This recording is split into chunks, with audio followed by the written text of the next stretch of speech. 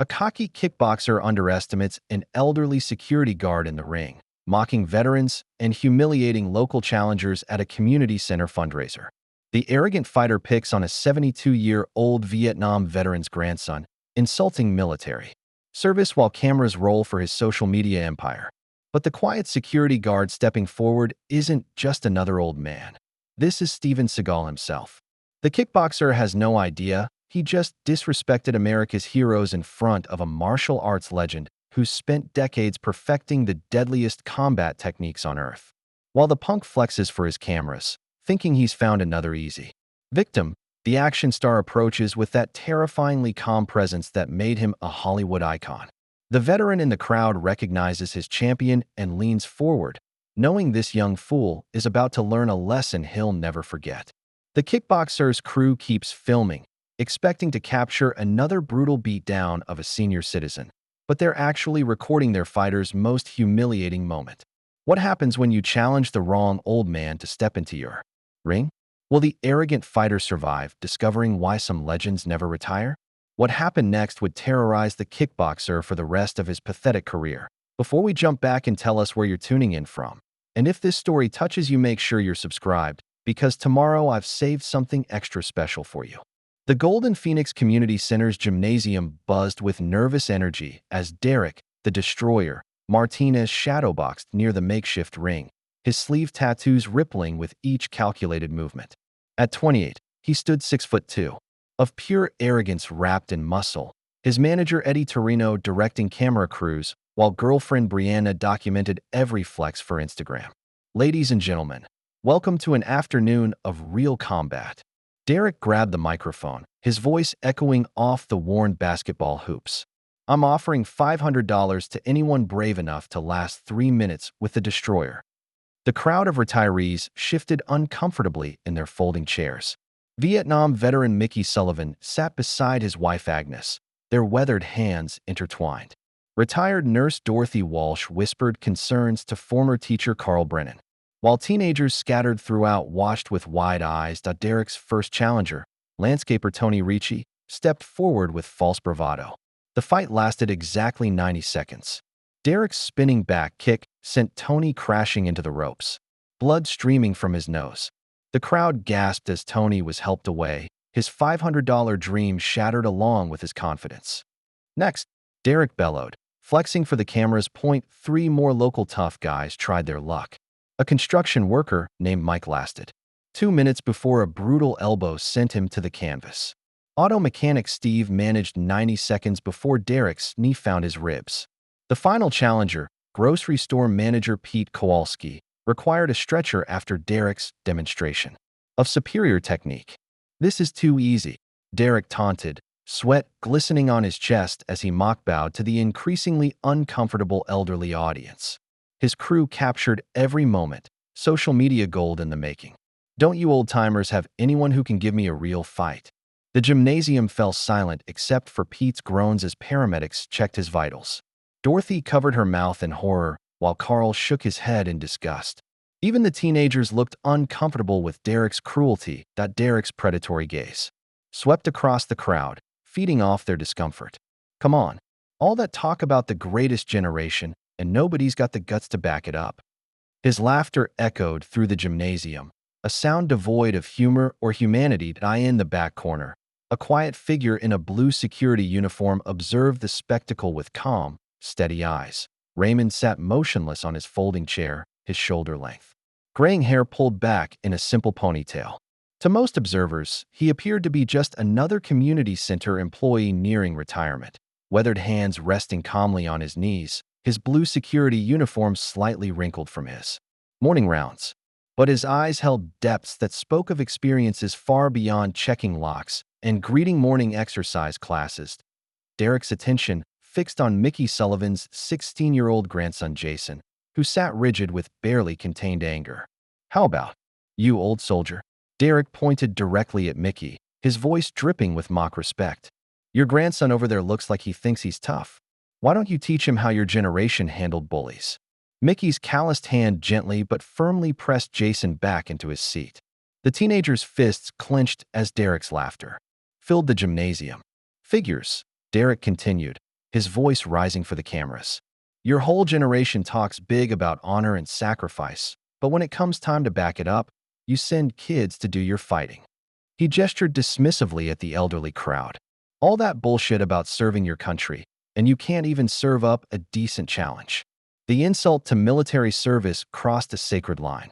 Several veterans started rising from their chairs, faces flushed with righteous anger. Carl Brennan's hands shook as he gripped his walker. Dorothy's eyes flashed with fury rarely seen from the gentle former nurse. That's enough. The voice cut through the tension like a blade through silk. Quiet. Controlled. Carrying an authority that made Derek's bravado seem hollow and desperate. Every head in the gymnasium turned toward the security guard rising slowly from his corner chair. Raymond's movement was deliberate, measured, each step carrying an indefinable weight that seemed to compress the very air around him. His posture remained relaxed, hands clasped behind his back, but something in his presence commanded immediate attention. The cameras swung toward him, sensing drama.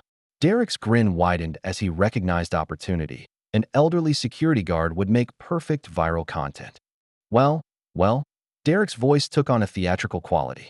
Look what we have here. Rent-A-Cop wants to play hero.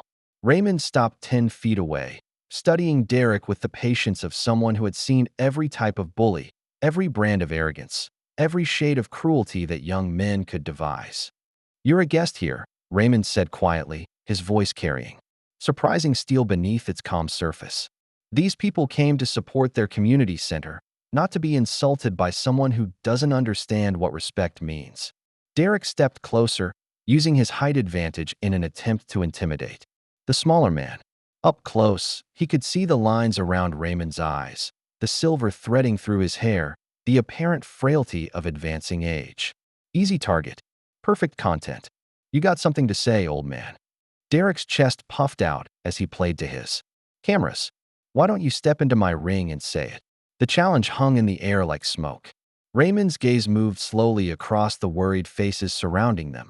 Dorothy Walsh clutching her purse with white knuckles, Carl Brennan leaning heavily on his walker, Mickey Sullivan's jaw set in grim anticipation. His eyes lingered on Jason, the teenager whose young face burned with helpless rage at watching his grandfather insulted. Fighting you wouldn't prove anything, Raymond replied after a long moment of consideration. His voice remained steady, conversational, as if discussing weekend weather rather than potential violence. Derek's face flushed red at the perceived dismissal. Scared, Grandpa? Don't worry, I'll go easy on you. Wouldn't want to break a hip. The crowd stirred uneasily. Several people started to protest, but Raymond raised one hand slightly. A gesture so subtle, yet commanding that silence fell immediately.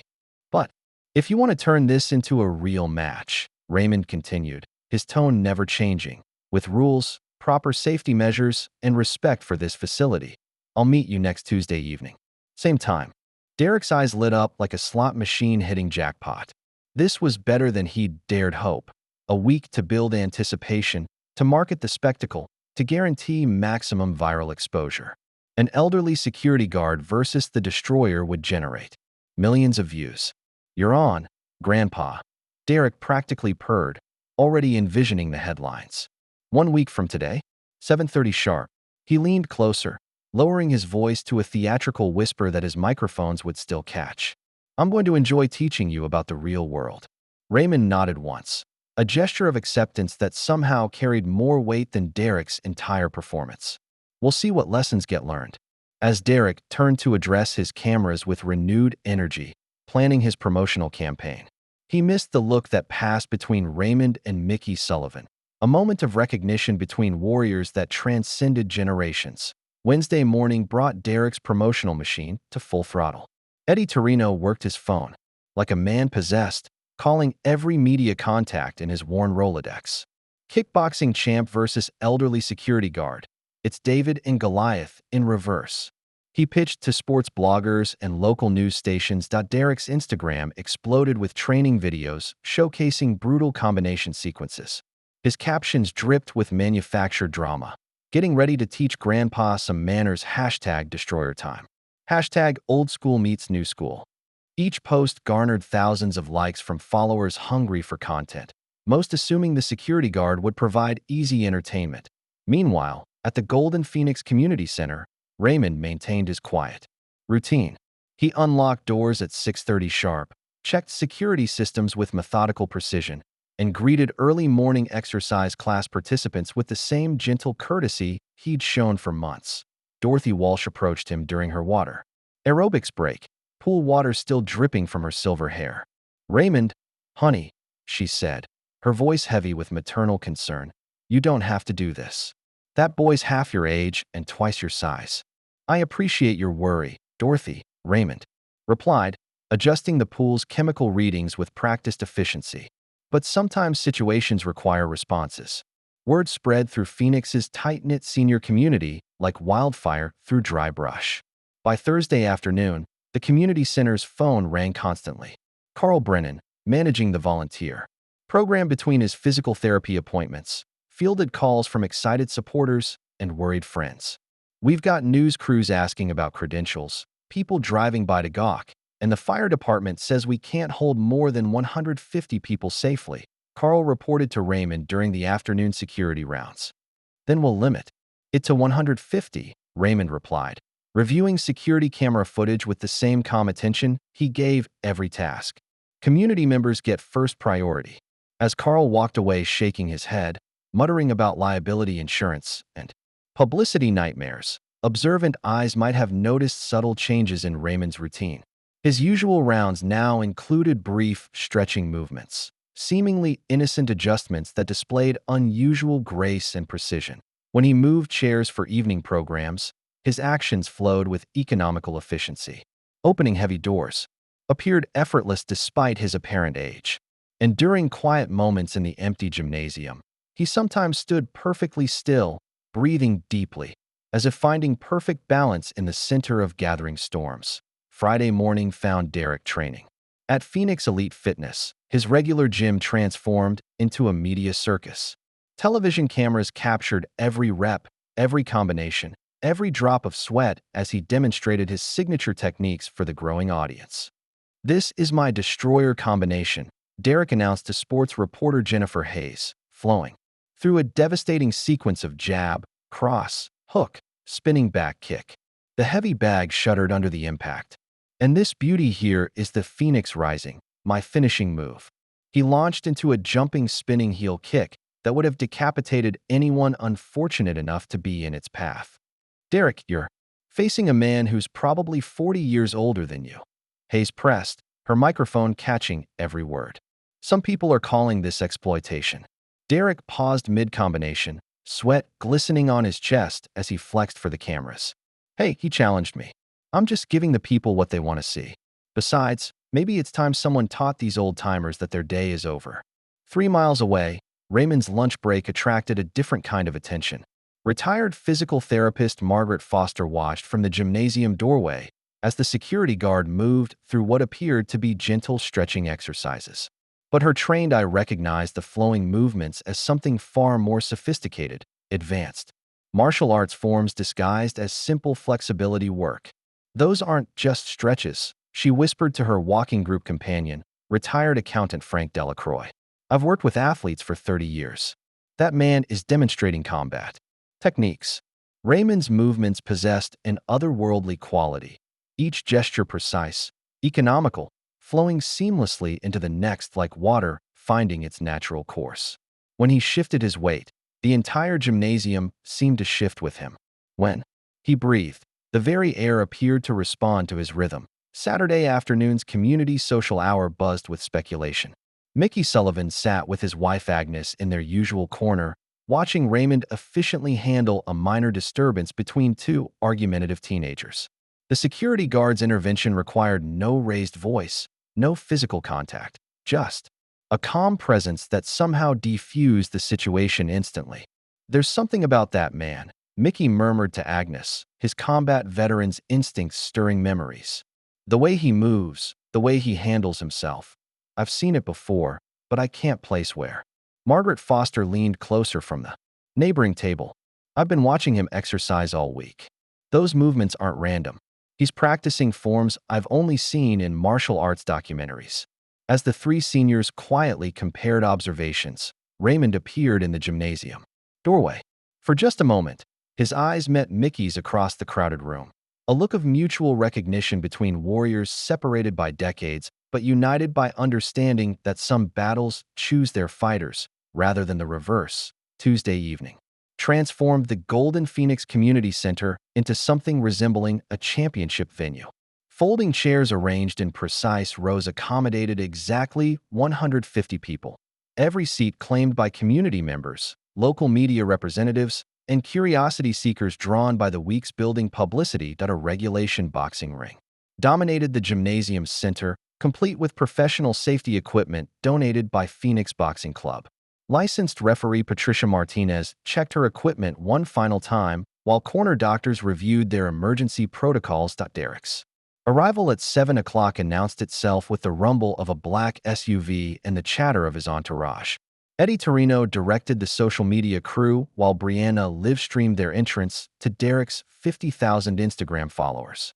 Derek himself wore flashy red and gold trunks emblazoned with Destroyer across the waistband, shadowboxing for cameras as he strode toward the building. The crowd's reaction split down generational lines. Scattered cheers from younger attendees who followed his social media, mixed with disapproving murmurs from the elderly community members who'd witnessed his disrespectful behavior the previous week. Ladies and gentlemen, Derek announced into a borrowed microphone. Tonight you're going to see why they call me the Destroyer. This old man picked the wrong fight with the wrong fighter. His warm-up routine displayed every ounce of his athletic ability, lightning-fast combinations, acrobatic kicks, flexibility that bordered on inhuman. The ring shook under his assault on the heavy bag brought specifically for the demonstration. At 7:15, Raymond emerged from the community center's administrative office wearing simple black boxing shorts and a plain white t-shirt. No entourage, no fanfare, no dramatic music, just a quiet man carrying himself with understated dignity. The gymnasium fell silent as he approached the ring. Mickey Sullivan leaned forward in his front row seat, studying every detail of Raymond's movement. Dorothy Walsh clutched her purse with white knuckles while Carl Brennan adjusted his glasses for a better viewed as Raymond began removing his t-shirt, revealing a lean, scarred torso that spoke of decades of training and conflict. Mickey's breath caught in his throat. Those scars, that particular build, the way he moved with liquid grace despite his apparent age, recognition hit like lightning.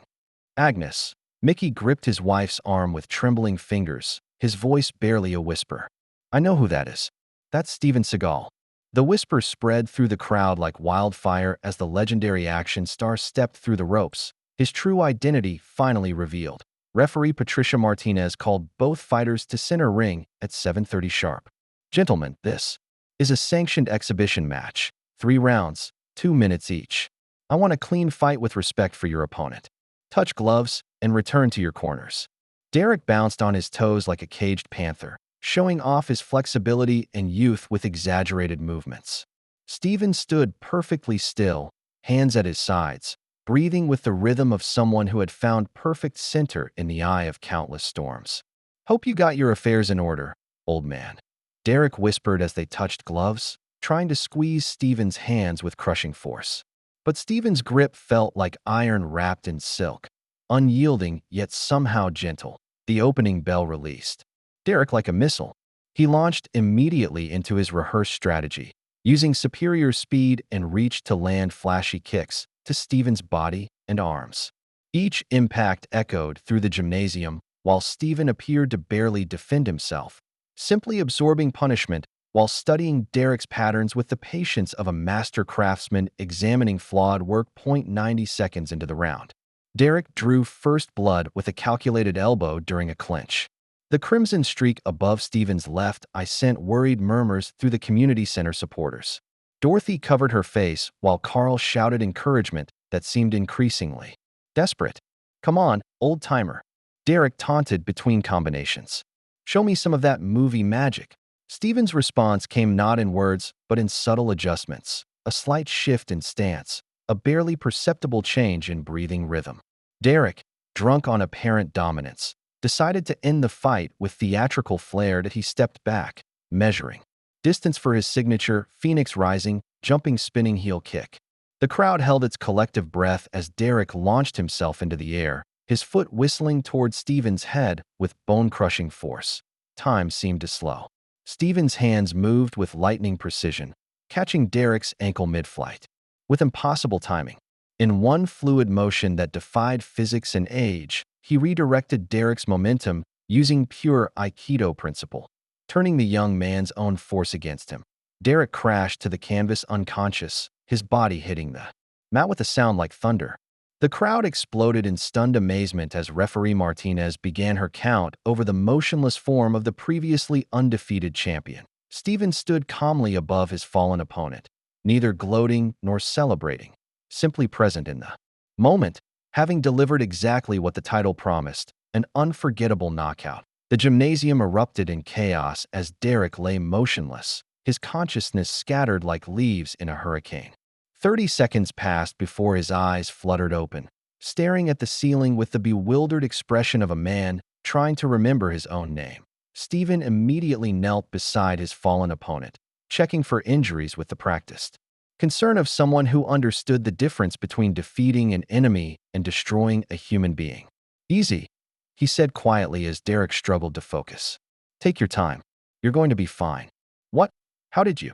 Derek stammered, his voice small and confused as Eddie Torino screamed protests at the referee, while Brianna frantically deleted Instagram videos that captured her boyfriend's humiliation. Sports reporter Jennifer Hayes pushed forward with her cameraman, sensing the story of a lifetime. "Mr. Seagal, can you comment on what just happened here?" Steven raised his hand, and the crowd settled into respectful silence. He helped Derek to a sitting position before addressing the microphone. "This young man is a talented fighter who let his ego get in the way of his judgment," Steven said, his voice carrying clearly through the gymnasium. "But talent without respect is just empty technique. I hope tonight taught us all something about humility." He turned to Derek, who sat holding an ice pack to his head with shaking hands. "You've got real ability. Use it to build people up, not tear them down." Derek looked up at the man who had just shattered his undefeated record and his illusions. About invincibility. For the first time in years, he had nothing to say.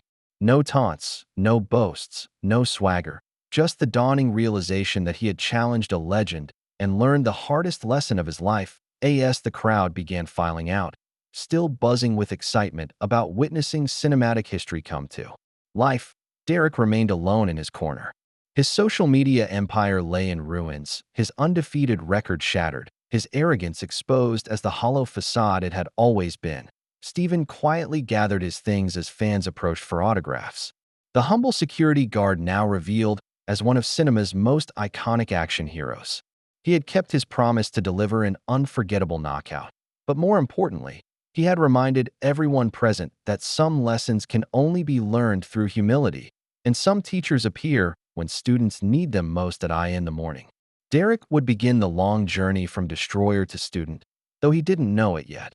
Wednesday morning found Derek staring at his shattered phone screen, the device having met the wall in a moment of pure rage. His Phoenix apartment felt like a tomb, curtains drawn, empty energy drink cans scattered across the coffee table, the silence broken only by the constant buzz of his laptop notifications. The knockout video had exploded across every platform imaginable. 2.3 million views and climbing. The comments section read like a digital autopsy of his career. Destroyer got destroyed.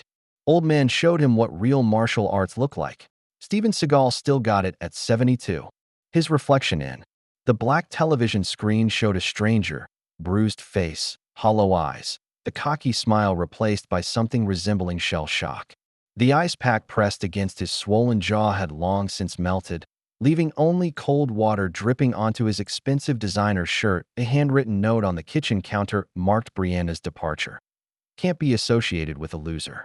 Find someone else to manage your Instagram comeback." Her key sat beside it like a period ending a sentence he'd never wanted to finish. 3 miles away, Steven attempted to resume his normal security duties at the Golden Phoenix Community Center. But normalcy had become impossible. News vans lined the street like military vehicles laying siege. Reporters camped outside the building's entrance, their cameras tracking his every movement through the windows. Excuse me, Mr. Seagal, can you comment on last night's fight? The questions came in waves as he tried to walk from his car to the building entrance.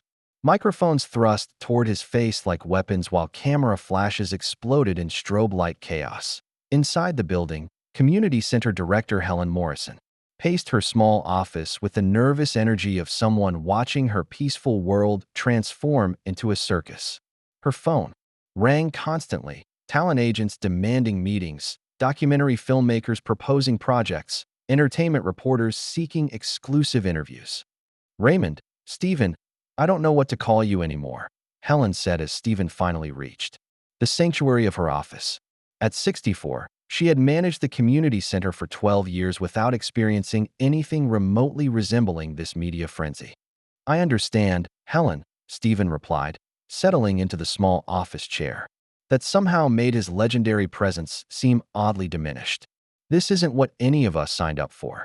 I'm grateful for what you did, Helen continued, gesturing toward the chaos visible through her window. Derek was completely out of line, and you handled it perfectly. But this circus is disrupting everything we've worked for. The seniors can't get to their exercise classes. The media is trampling our memorial garden, and I've got 3 different talent agents demanding to speak with you. Stephen sat quietly, his hands folded in his lap, looking for all the world like. A man who wanted nothing more than to return to checking locks and greeting morning exercise participants. Wednesday afternoon brought Eddie Torino to his cluttered office above a strip mall, frantically working every contact in his phone while Derek slumped in the chair across from him like a deflated balloon. The walls, covered with posters of Derek's previous victories, now seemed to mock both men with their images of vanished glory. Look, kid, this could be the best thing that ever happened to your career, Eddie insisted, gesturing at multiple computer screens showing Derek's knockout on endless repeat. His tie hung loose around his neck, sweat stains marking his cheap polyester shirt despite the air conditioning. You got taken out by Steven freaking Seagal. That's not embarrassing. That's like losing to Superman. Derek remained silent behind dark sunglasses that failed to hide his black eye. The cocky fighter who had entered the ring 36 hours earlier had been replaced by something hollow, a shell of a man trying to process the complete destruction of his identity. Eddie's phone rang with the urgent tone he reserved for important calls. The caller ID showed a number he didn't recognize, but the area code suggested money, serious money. Eddie Torino, he answered with forced enthusiasm. Mr. Torino, this is Vincent Castellano. The voice carried the smooth confidence of someone accustomed to being obeyed. I saw the video of your fighter's encounter with Mr. Seagal. Quite interesting development. Eddie's eyes widened as he recognized the name. Vincent Castellano, Las Vegas businessman with interests spanning entertainment, real estate, and ventures that existed in the gray areas between legal and questionable. His reputation preceded him like the scent of expensive cologne mixed with barely concealed menace. Mr. Castellano, what an honor, Eddie stammered, gesturing for Derek to pay attention. What can I do for you? I have a proposition that could benefit us all, Castellano continued, his tone suggesting this was less a request than an inevitability. MGM Grand, main event, Saturday night in 2 weeks. Derek Martinez versus Steven Seagal, official rematch. Winner takes $2 million, loser gets $500,000. Derek's head snapped up for the first time in hours, interest flickering. Behind his sunglasses like a dying flame, finding fresh oxygen. Derek gets a chance to redeem himself against a legend, Castellano explained. And we all get rich in the process. The publicity alone will be worth millions in pay-per-view revenue. Eddie's mind raced with calculations, percentages, promotional opportunities, the chance to salvage Derek's career from complete ruin. But Seagal won't agree to that, he said cautiously. The guy just wants to be left alone. Castellano's chuckle carried undertones that made Eddie's skin crawl. Leave that to me, Mr. Torino. I have ways of making offers people can't refuse. Have your boy ready to train harder than he's ever trained in his life. This time, we're not leaving anything to chance. Thursday morning brought an emergency meeting in Helen Morrison's office, the small space cramped with worried community center board members. Retired banker Frank Delacroix spread financial documents across the conference table with the grim efficiency of someone delivering terminal diagnoses. We're in trouble, Helen began without preamble, her usual diplomatic warmth replaced by stark concern. Our main funding comes from the Morrison Foundation grant, but they're threatening to pull out due to all this publicity. They say we're becoming a media circus instead of a community resource. Frank adjusted his glasses, his 69 years of experience in financial matters providing no comfort for the numbers before him. It's worse than that, Helen. I received a call this morning from Pinnacle Development. They're offering to buy our property for $10 million, way above market value. Former teacher Martha Jensen looked up from her own paperwork, confusion creasing her 71-year-old features. That doesn't make sense. Why would anyone pay that much for an old community center? Businessman Robert Kim, the youngest board member at 66, shook his head grimly. I did some checking after Frank called me. Pinnacle Development is a shell company, a front for larger interests.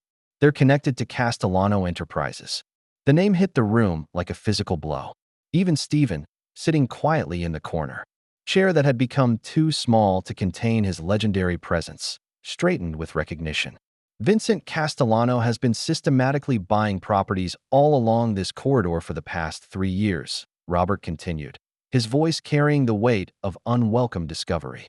Our community center sits on the last piece of land he needs for a major casino development project. Martha's face went pale. You mean this whole thing was planned? That boy Derek was just a setup?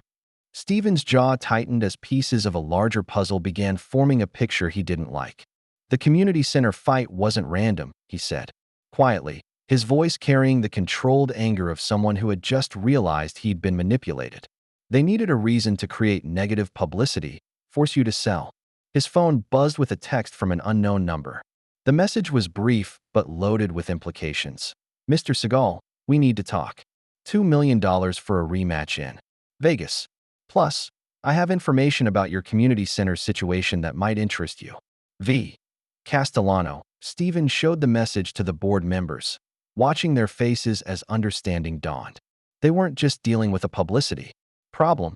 They were facing a coordinated attack designed to destroy everything they had built. He's been planning this for months, Frank said quietly, his banker's mind recognizing the sophistication of the scheme. The fight, the media circus, the foundation pulling funding, it's all connected. Stephen's decision crystallized with the cold certainty of someone who had faced worse enemies than greedy businessmen. The community that had welcomed him deserved better than being sacrificed to corporate greed. Thursday afternoon found Stephen driving through a quiet Phoenix neighborhood, toward Mickey Sullivan's modest ranch house. The veteran greeted him at the front door wearing a faded VFW t-shirt, his slight limp from old war wounds barely noticeable as he moved with the purposeful efficiency of someone who had learned to adapt to limitations without accepting defeat. They settled on the covered porch with glasses of iced tea, while Mickey's wife Agnes brought out a plate of homemade chocolate chip cookies that smelled like childhood memories. The desert heat shimmered off the pavement, but the porch remained cool. In the afternoon shade, I knew it was you the moment you took off that shirt Tuesday night, Mickey said without preamble, his direct approach typical of men who had learned to value honesty over diplomacy. Those scars on your back, I've seen combat wounds before. Plus, the way you moved, the way you handled that punk. I may be old, but I'm not blind. Stephen nodded respectfully, recognizing the mutual acknowledgement between warriors separated by different conflicts but united by shared understanding of what it meant to serve something larger than themselves. I need your help understanding. Something, Mickey, Stephen said, setting down his glass with careful precision. What do you know about Vincent Castellano? Mickey's expression darkened like storm clouds gathering over desert mountains. His weathered hands clenched into fists that still carried the muscle memory of younger, angrier days. That bastard destroyed my son's construction business 5 years ago, Mickey said, his voice carrying the weight of old wounds that had never properly healed. Danny had contracts to build affordable housing, good honest work that helped working families find decent homes they could actually afford. Agnes reached over to take her husband's hand, providing the anchor that had kept him steady through decades of civilian battles that sometimes hurt worse than the military ones. Castellano wanted the land for one of his casino projects, Mickey continued, his voice growing harder with each word. So he used intimidation, sabotage, frivolous lawsuits. drove Danny into bankruptcy and nearly to suicide. My boy lost everything. His business, his house, his confidence. Took him 2 years to find work again, and he's never been the same. Stephen's hands slowly clenched into fists as the full scope of Castellano's methods became clear. This wasn't just business. It was systematic destruction of people's lives for profit. Castellano specializes in taking things people care about and using them as leverage, Mickey explained, his combat veteran's mind recognizing tactics regardless of the battlefield.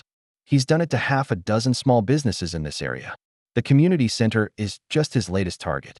Stephen met Mickey's eyes with the understanding that passed between men who had faced real enemies. Then this rematch isn't just about Derek's ego or my reputation. It's about stopping Castellano from destroying more families. Some battles you have to fight, Mickey said quietly, even when the odds are stacked against you. Especially then. Friday morning found Stephen seated across from Vincent Castellano in the penthouse office of the Castellano building. Downtown Phoenix's skyline sprawling beneath floor-to-ceiling windows like a conquered territory. At 55, Castellano commanded the room with silver hair and an expensive suit that cost more than most people earned in a month. Every detail spoke of power carefully cultivated and ruthlessly maintained. "Mr. Seagal, thank you for coming," Castellano said, his voice carrying the practiced warmth of someone who had learned to disguise threats as hospitality. "I trust you've learned about the community center's unfortunate financial situation."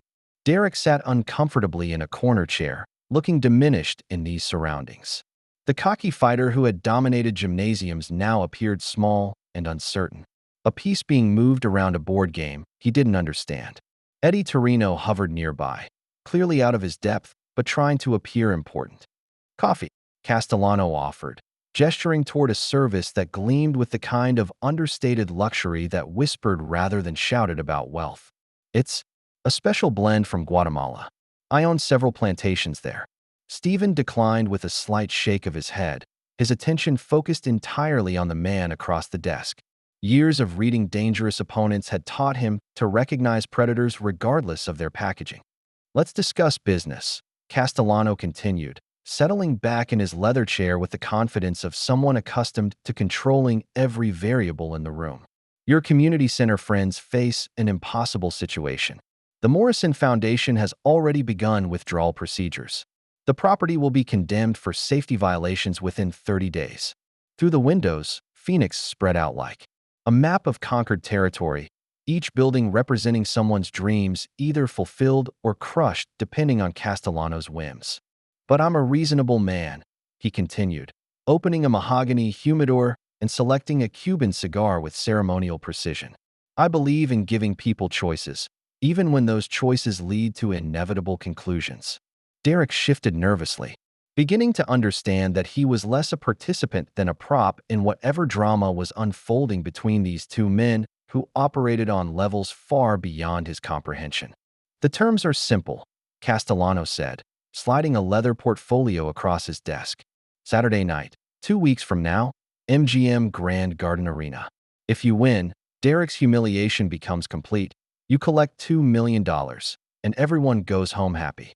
Stephen opened the contract, reading each clause with the careful attention of someone who had learned that the devil lived exclusively in details. "And if Derek wins?" Stephen asked, though his tone suggested he already suspected the answer to Castellano's smile carried the warmth of winter moonlight. "You publicly endorse the sale of the community center property to Pinnacle Development, and we proceed with our casino project. The elderly residents find new places to exercise, and progress marches forward as it always does." Stephen finished reading the contract, his expression revealing nothing of his thoughts. "And if I refuse this generous offer, then the Morrison Foundation completes their withdrawal tomorrow instead of next month," Castellano replied, lighting his cigar with a gold lighter that probably cost more than Derek's car. "The property gets condemned by Friday, and your friends lose everything anyway. This way, at least some people get rich, and you have a fighting chance to save what you care about." The office fell silent except for the whisper of expensive air conditioning and the distant hum of traffic 30 floors below. Stephen studied Castellano's face, reading the cold calculation behind the businessman's practiced charm.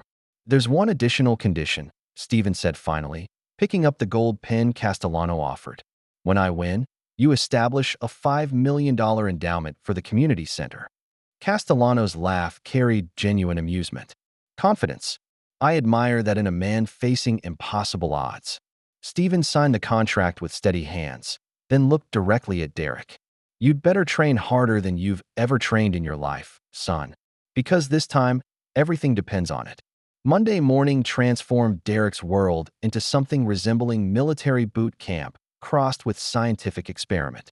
Castellanos' private training facility occupied a converted warehouse in an industrial district where questions weren't asked and privacy was guaranteed through means both legal and otherwise. Viktor Kozlov stood 6 feet of granite and scar tissue, his thick Russian accent carrying the authority of someone who had trained soldiers for conflicts that never appeared in history books. At 45, he possessed the kind of physical presence that made professional fighters reconsider career choices. Forget pretty kicks for cameras, Victor growled, circling Derek like a predator evaluating prey. Seagal is old but dangerous. We train like your life depends on it, because maybe it does. The warehouse contained equipment that belonged in Olympic training centers rather than private gyms, biomechanical analysis systems, altitude simulation chambers, recovery pods that looked like something from science fiction movies. Every detail spoke of unlimited resources applied to a single purpose, transforming Derek into a weapon capable of defeating a legend. Derek threw himself into the brutal regimen with the desperation of someone who had lost everything and seen a chance at redemption. His previous training had been about showmanship. This was about survival.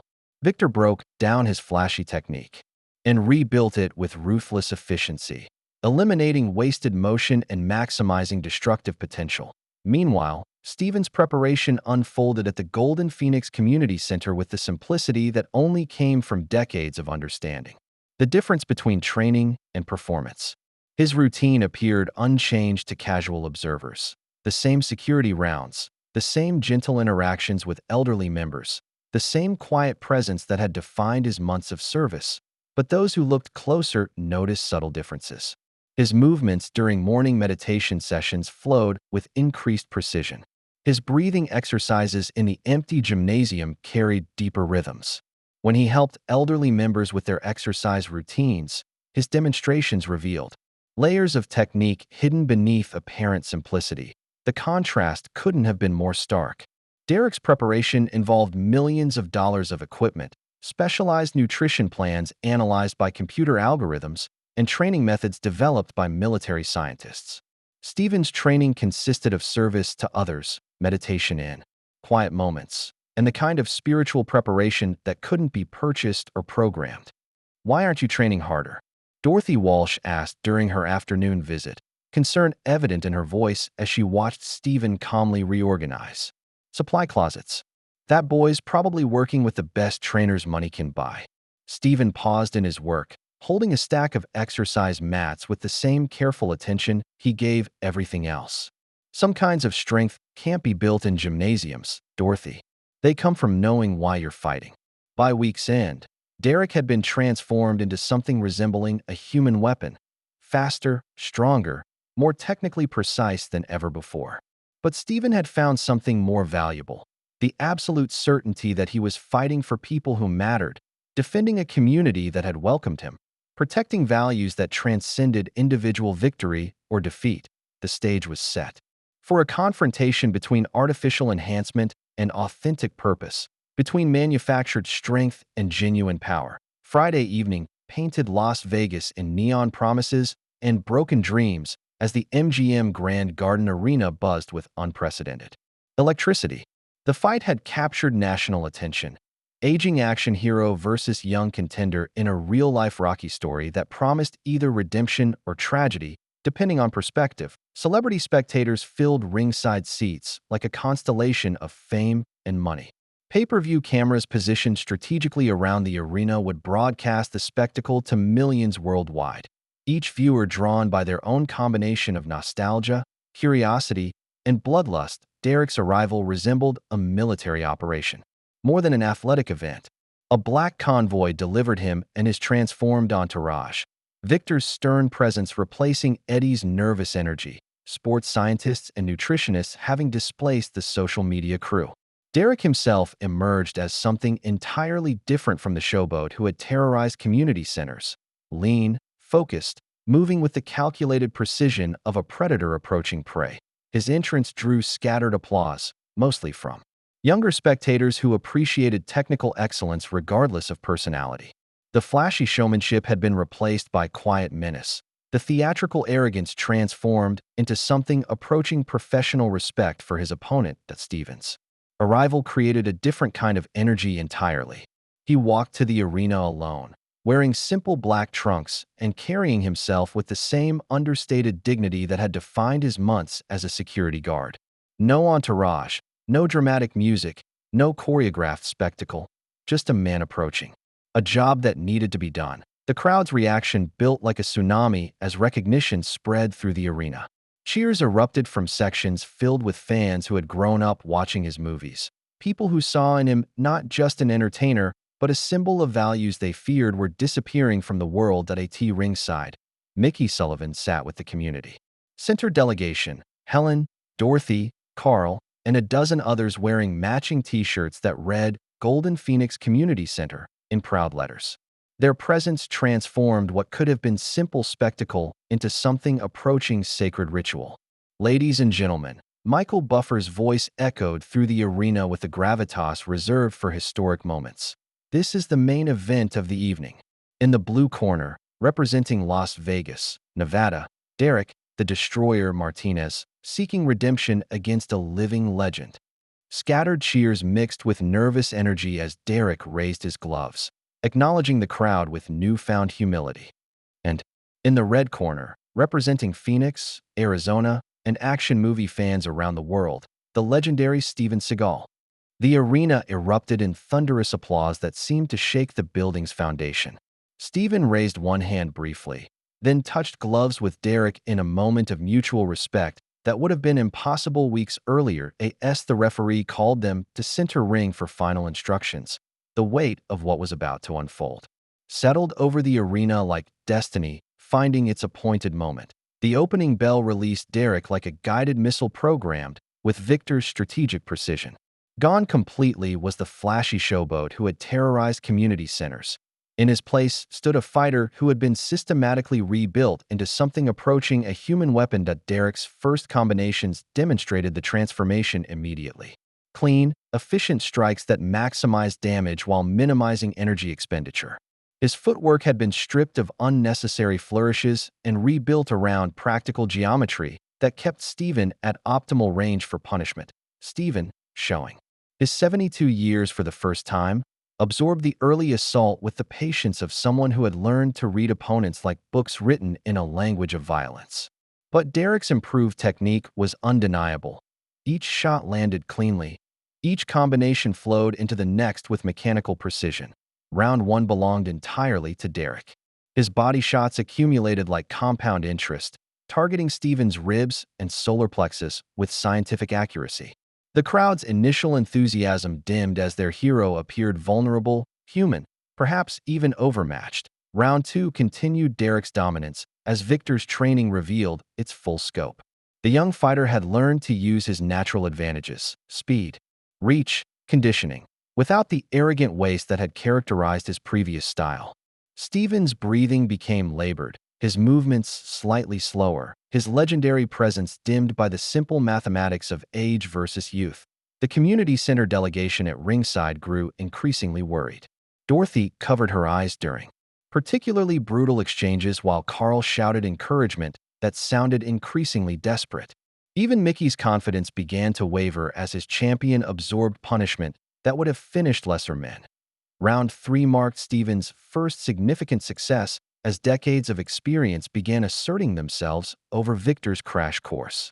In efficiency, Steven started reading Derek's patterns, using Aikido principles to redirect force rather than absorb it, landing precise counterstrikes that carried the authority of perfect technique. The crowd responded to Steven's rally with desperate hope, sensing their hero finding his rhythm just when defeat seemed inevitable.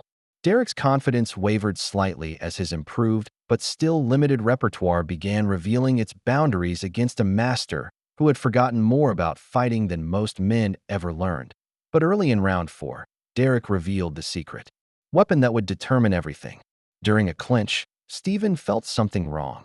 Derek's gloves carried an unnatural hardness, reinforced with materials that had nothing to do with regulation equipment.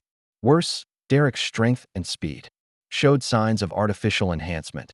His pupils dilated from substances that Victor had provided along with tactical instruction.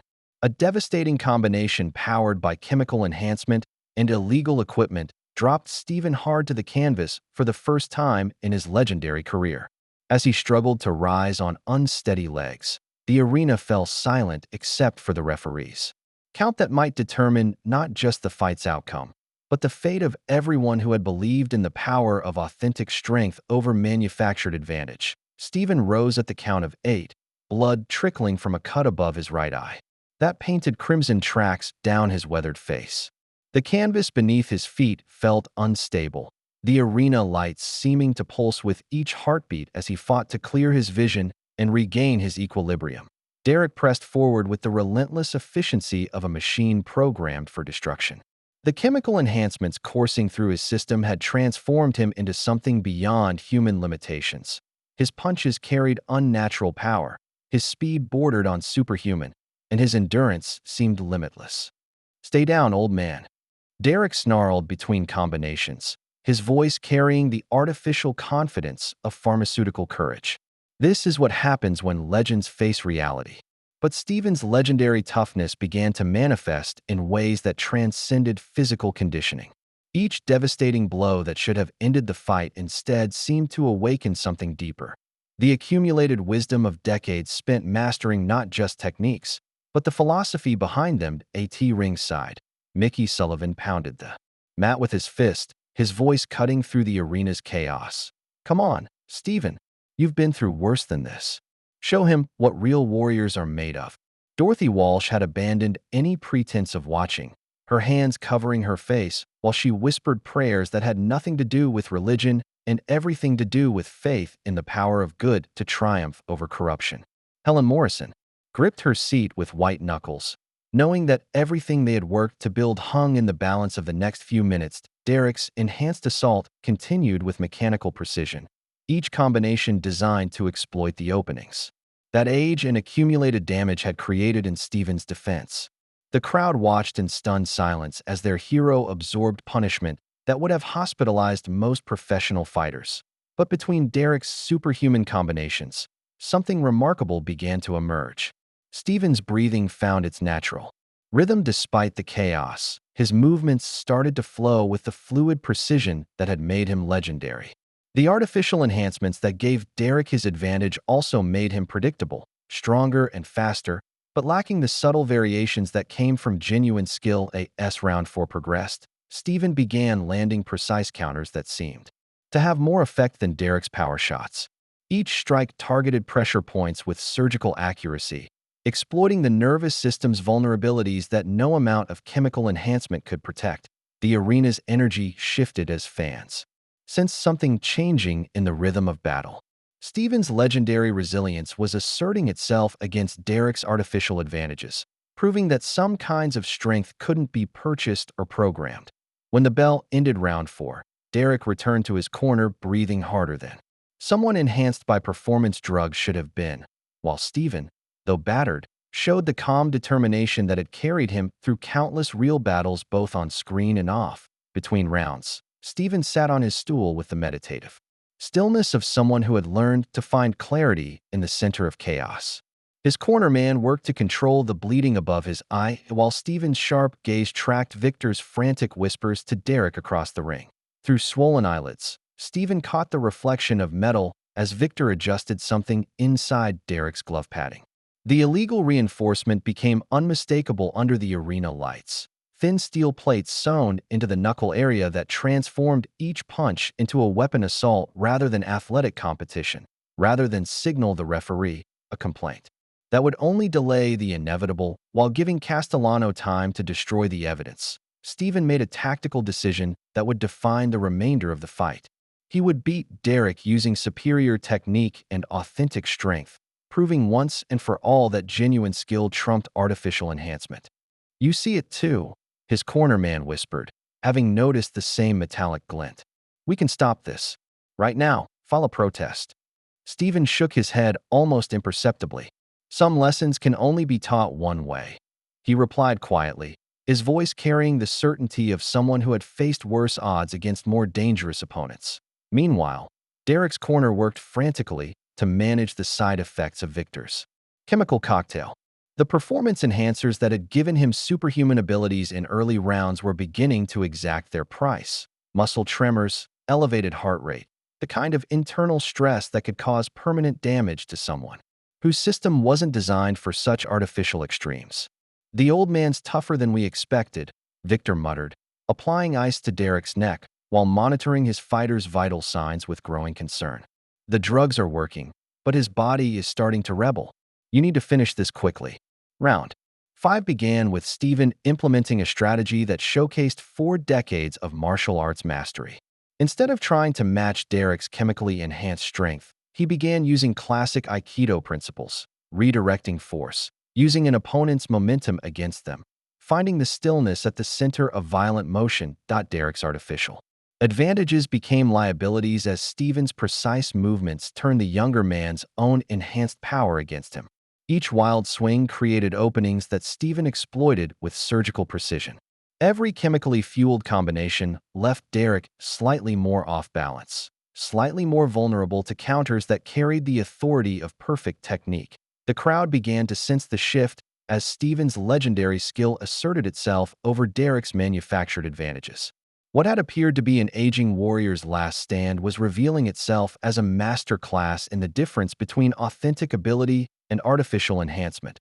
Castellano watched from his ringside seat, with growing concern, realizing that money and chemicals might not be enough to defeat a man who had spent his entire life understanding that true strength came from sources that couldn't be purchased or programmed. The tide of battle shifted with the inevitability of natural law, asserting itself over artificial interference. Derek's illegal enhancements, which had given him seemingly insurmountable advantages, began causing the kind of physical breakdown that Victor's preparation hadn't anticipated. The chemicals coursing through Derek's system started betraying him in ways that transcended simple fatigue. Muscle cramps seized his shoulders and calves without warning. His enhanced cardiovascular system began showing signs of dangerous stress, irregular heartbeat, labored breathing despite superior conditioning, the telltale tremors of a body pushed beyond its natural limits. "What's happening to me?" Derek gasped during a clinch, his artificially dilated pupils struggling to track Stephen's movements. The superhuman strength that had dominated early rounds was fragmenting into uncontrolled spasms that left him vulnerable to precisely the kind of technical counters that had made Stephen legendary. Stephen's response came not in words, but in a demonstration of why authentic skill would always triumph over manufactured advantage. His movements flowed like water around Derek's increasingly desperate attacks, each counterstrike finding its target with the precision of someone who understood that technique perfected over decades couldn't be replicated by shortcuts. The crowd erupted as Stephen's methodical dismantling of Derek's offense became undeniable. Every chemically enhanced combination was met with Aikido responses that turned Derek's own force against him. The young fighter's enhanced aggression became a liability as Stephen demonstrated the fundamental principle that had guided his entire career: superior technique defeats superior strength when applied with perfect understanding. Derek stumbled backward after a particularly devastating countercombination, his artificially enhanced body betraying him as the drugs caused tremors that destroyed his coordination. His enhanced speed meant nothing when he could no longer control his movements. His artificial strength became useless when every punch threw him further off balance.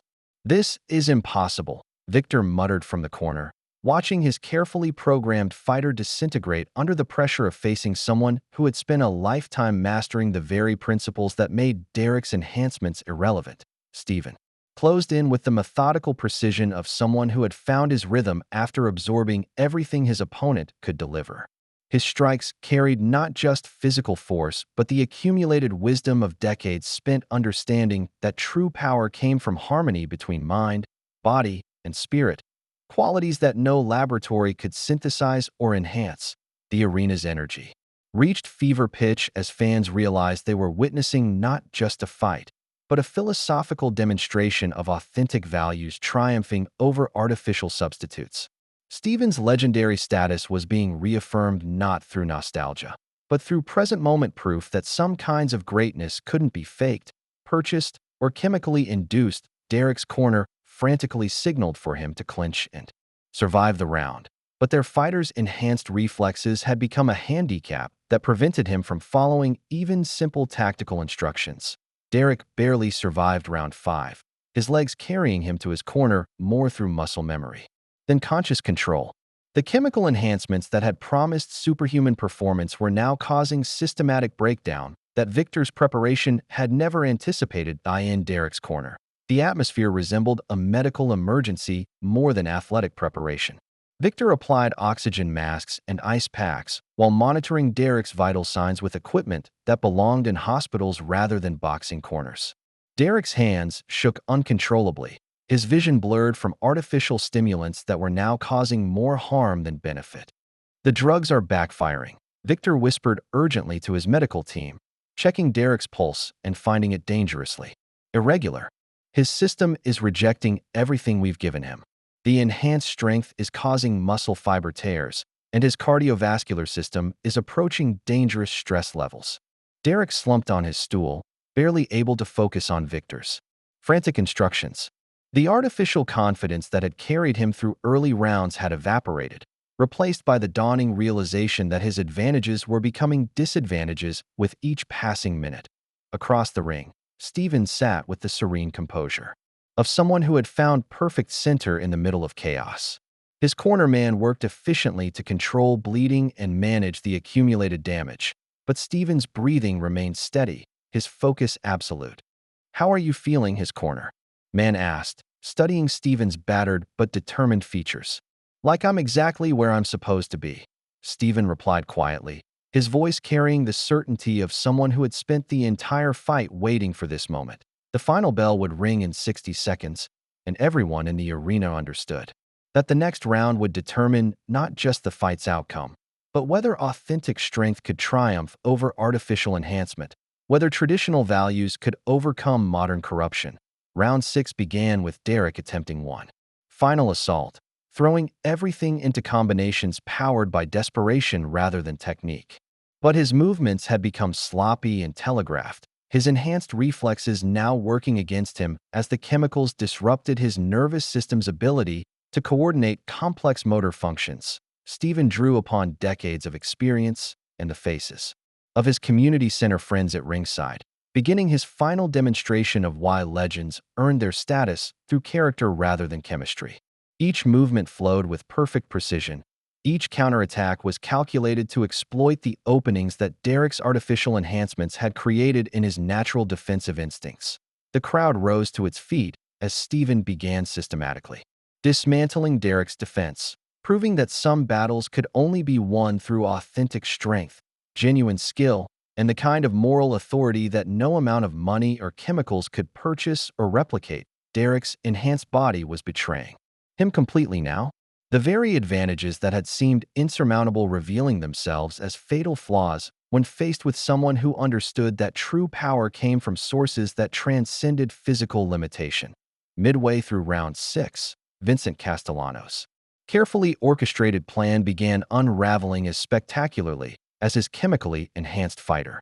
From his ringside seat, he watched Derek's systematic destruction with the cold calculation of someone who had built an empire on controlling variables that others couldn't even see. Realizing that his investment in illegal enhancements was failing catastrophically, Castellano activated his final contingency.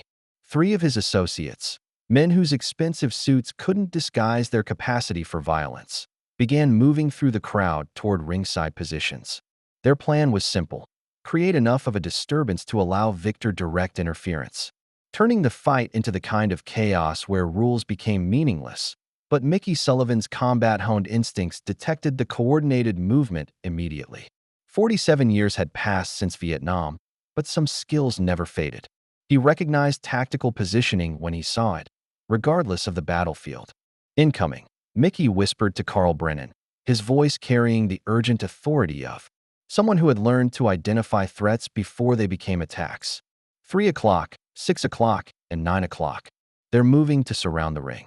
What followed was a moment of community solidarity that would have made Frank Capra weep. Mickey Sullivan, despite his 72 years and war-damaged leg, positioned himself directly in the path of the largest associate, a man 40 years younger and 50 pounds heavier.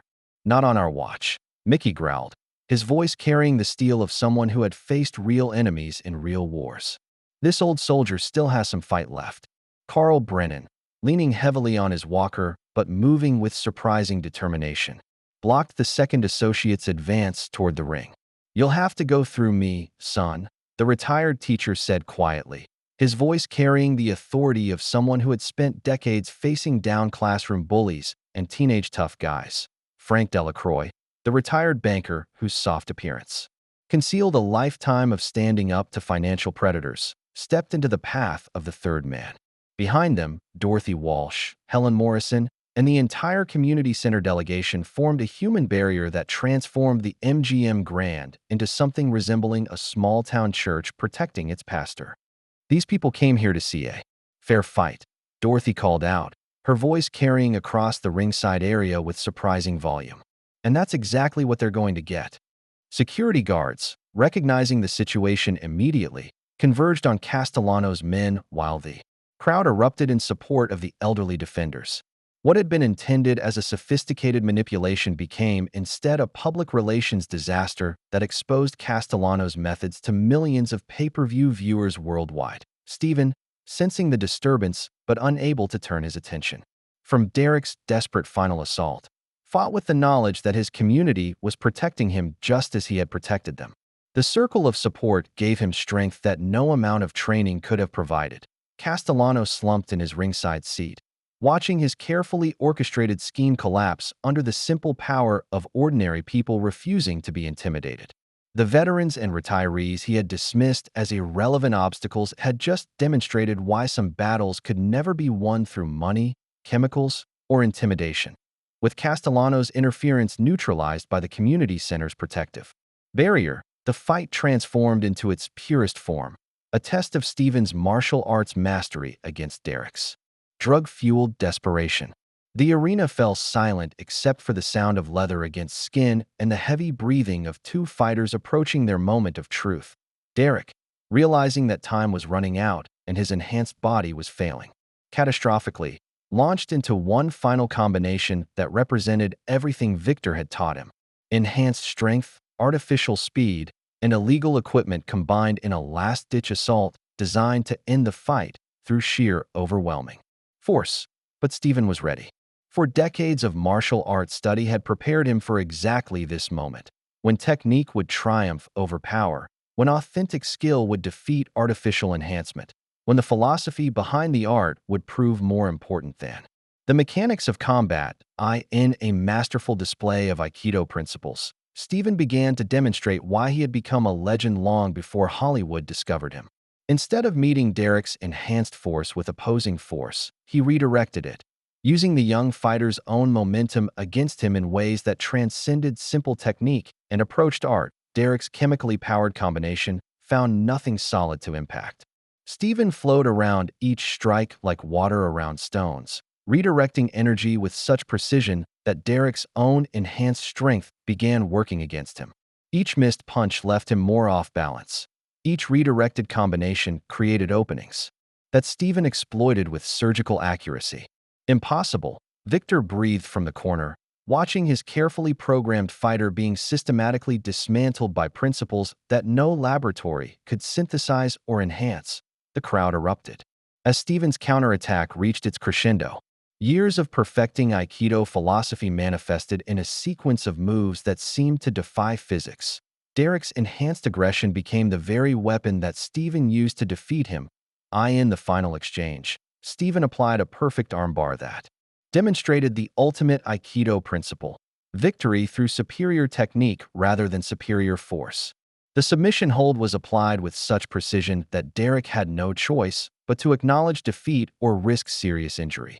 Derek, feeling his artificially enhanced strength rendered completely useless against Steven's perfect leverage and positioning, found himself trapped in a hold that made resistance not just futile but dangerous. The young fighter who had dominated early rounds through chemical advantages now faced the reality that authentic skill, properly applied, could overcome any artificial enhancement. For several seconds, Derek struggled against the hold, his enhanced muscles straining against leverage that made strength irrelevant. But Steven's technique was perfect, the positioning absolute, the application of Aikido principles so flawless that Derek's only options were submission or injury. "Tap out, son," Steven said quietly, his voice carrying no malice, only the gentle authority of a teacher delivering a necessary lesson. "You've learned what you came here to learn." Derek's hand hovered over the canvas for a moment that seemed to last forever, pride warring with reality, artificial enhancement confronting authentic mastery. In that moment, millions of viewers worldwide held their breath, waiting to see whether youth would submit to wisdom, whether chemicals would yield. To character, Derek's hand slapped the canvas 3 times with the sharp finality of pride surrendering to reality. The sound echoed through the stunned arena as referee Patricia Martinez immediately signaled the end of the fight, her raised hand confirming what millions of viewers had just witnessed: Steven Seagal's victory through superior technique over artificial enhancement. The crowd erupted in thunderous celebration as Steven immediately released the hold and helped Derek to his feet, with the gentle concern of someone who understood the difference between defeating an opponent and destroying a human being. Derek sat on the canvas, holding his arm and staring at the man who had just delivered the most important lesson of his life. "You're a talented fighter," Steven said, kneeling beside his fallen opponent while the arena chaos swirled around them. "But talent without honor is worthless. The drugs, the enhanced gloves, they made you weaker, not stronger." Derek looked up with eyes that had lost their artificial dilation, seeing clearly for the first time in weeks. The chemical fog was lifting, replaced by the painful clarity of someone who had just learned that shortcuts led nowhere worth going. Ring announcer Michael Buffer approached with his microphone, ready to deliver the official decision, but Steven gestured for Derek to take it first. The gesture of respect toward a defeated opponent carried more weight than any victory speech could have provided. Derek struggled to his feet, accepted the microphone with shaking hands, and faced the crowd that had witnessed his transformation. From arrogant champion to humbled student, his voice, when it came, carried none of his former swagger, only the raw honesty of someone who had just discovered the difference between winning and victory. "Ladies and gentlemen," Derek began, his words carrying clearly through the arena's sound system, "I have to tell you the truth about what happened here tonight. I used performance-enhancing drugs and illegal equipment in this fight." The admission stunned the arena into silence. Pay-per-view viewers worldwide leaned forward as Derek continued his confession, each word destroying Castellano's schemes more thoroughly than any investigation could have managed. "Vincent Castellano provided the drugs and the modified gloves," Derek continued, his voice growing stronger with each revelation. "He told me it was the only way to beat a legend. But Steven Seagal just proved that cheating makes you weaker, not stronger." He turned toward the community center delegation at ringside, his eyes finding Mickey Sullivan, Dorothy Walsh, and Helen Morrison among the crowd. "I'm sorry to everyone I let down, especially the people at the community center who deserved better than what I gave them." The confession exposed Castellano's entire operation to millions of witnesses, invalidating any claims he might have had on the community center property and beginning Derek's journey toward genuine redemption under Steven's guidance. Castellano sat frozen in his ringside seat, watching his carefully constructed empire crumble under the simple power of truth spoken by someone who had finally learned the difference between strength and character. Steven took the microphone and raised Derek's hand alongside his own, transforming what could have been simple victory into something approaching grace.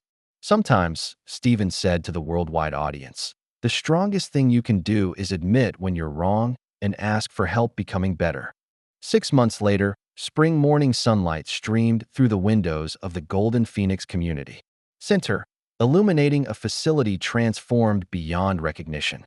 The $5 million endowment had funded not just renovations, but an expansion that doubled the center's capacity to serve both seniors and youth in programs that emphasize character alongside physical fitness. Stephen moved through his morning security rounds with the same quiet efficiency that had defined his work before anyone knew his true identity.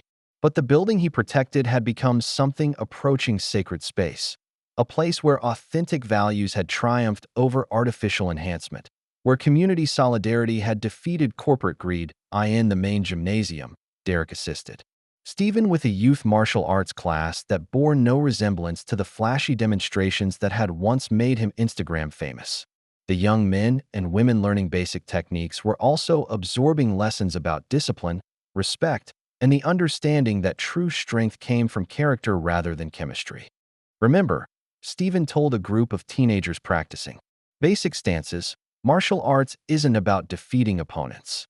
It's about defeating the weaknesses in yourself that prevent you from becoming who you're supposed to be. Derek nodded agreement, his own transformation serving as living proof of the principles Stephen taught. Gone was the arrogant destroyer who had terrorized community centers.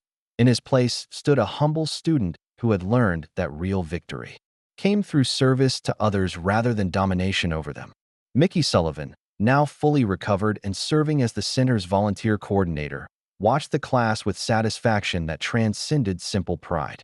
The community that had rallied to protect Stephen during his darkest moment had been rewarded with something more valuable than money: the knowledge that ordinary people could achieve extraordinary things when they stood together behind authentic leadership. Helen Morrison's office, once cramped and worried about funding, now coordinated programs that served twice as many seniors and youth as before the fight. Dorothy Walsh led water aerobics classes in a new pool complex, while Carl Brennan managed an expanded library and computer center that connected elderly wisdom with youthful energy. The Memorial Garden, once threatened by Castellano's development plans, had been expanded into a peaceful space where veterans like Mickey could find solace and civilians could understand the price of freedom. A simple plaque near the entrance read, "Dedicated to those who understand that some battles must be fought, not for glory, but for the protection of what matters most." As evening approached and Stephen completed his final security check, his reflection in the building's glass doors revealed not just a security guard, but a protector, teacher, and living reminder that some legends never fade. They simply find new ways to serve. The community center stood as proof that when authentic leadership guided genuine community spirit, they could overcome any challenge that money, chemicals, or intimidation could devise. Stephen had saved more than a building. He had demonstrated that traditional values, properly applied, remained strong enough to protect everything worth protecting. Derek, locking up the youth center wing, paused to watch Stephen's reflection beside his own in the glass. Two fighters, separated by decades and philosophy, united now in understanding that the strongest victories were won not in rings, but in the daily choice to build others up rather than tear them down. The legend had found his perfect ending, not in Hollywood glory, but in quiet service to people who mattered, proving that some stories never really end. They just transform into new chapters of hope, redemption, and the eternal truth that authentic strength always finds a way to protect what deserves protection. If you liked the story, please watch another story on our channel and subscribe to the channel.